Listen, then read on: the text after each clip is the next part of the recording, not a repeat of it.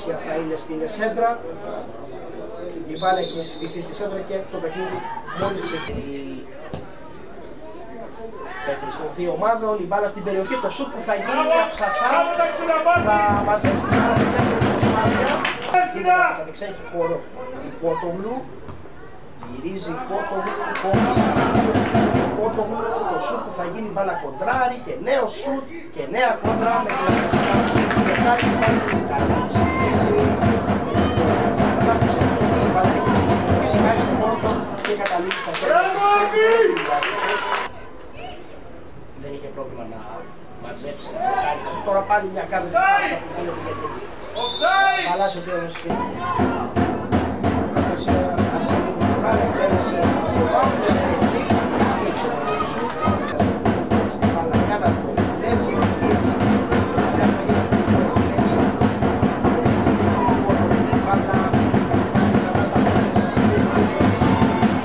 κανένα πρόβλημα με Τσέλου.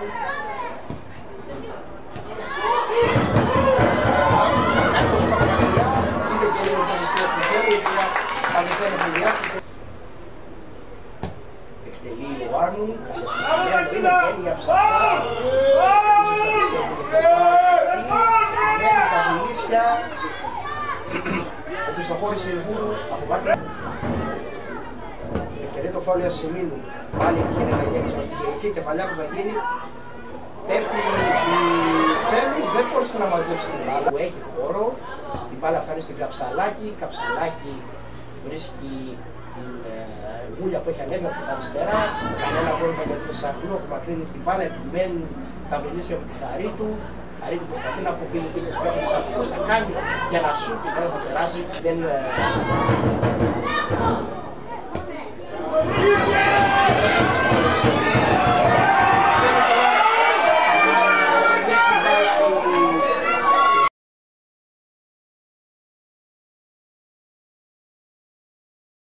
τελευταία φάση στο προπωμένος με τη Γούλια. Με το φάουλ και θα ψαχθεί να κάνει την έξοδο. Ισαπφό από τον Αχαρλαϊκό. Ένα φάουλ έχει κερδίσει στα μεταξύ και την παροχή στο εκτελεί. Η Ασημίνου Τσεσμετζή και πάλι κουρήθηκε στην πορεία της μπάλας η προωθημένη Τσεσμετζή. Είχε τη Γούλια για να πάρει την μπάλα και να δώσει στην συμπαίκτριά της. Παλάσιο έκανε το σούτ, έπεσε στην Χαρίτου. Η σέντρα που θα γίνει καλή είναι. Η αψαφέτησε την μπάλα αλλά με φάουλ. Ένα φάουλ που έκανε η Μπαλάση στην προσπάθεια της να...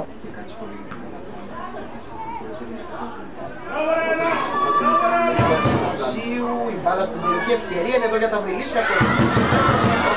Παίρνει το rebound η Παλάση και στέλνει την μπάλα στα δίκτυα.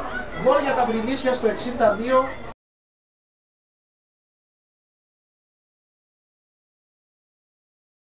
Η κινείται προς τον άξονα η Αναστασία.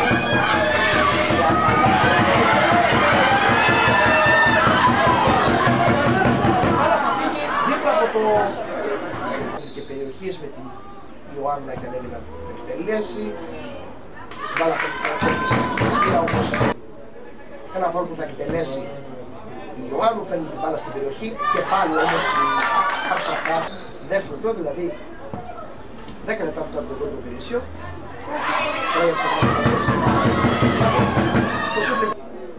Όλα έτοιμα για την εκτέλεση του φάουλ. Καλοχτυπημένο είναι η μπάλα, θα περάσει πάνω από το οριζόντιο δοκάρι. Ένα γέμισμα στην περιοχή, αλλά εκεί δεν είναι καμία παίκτη της Απούς. Και ταυτόχρονα ο διαιτητής, ο Απόστολος Καρμίνης, δίνει τέλος στο μάτι, στηρίζει τη λήξη του παιχνιδιού.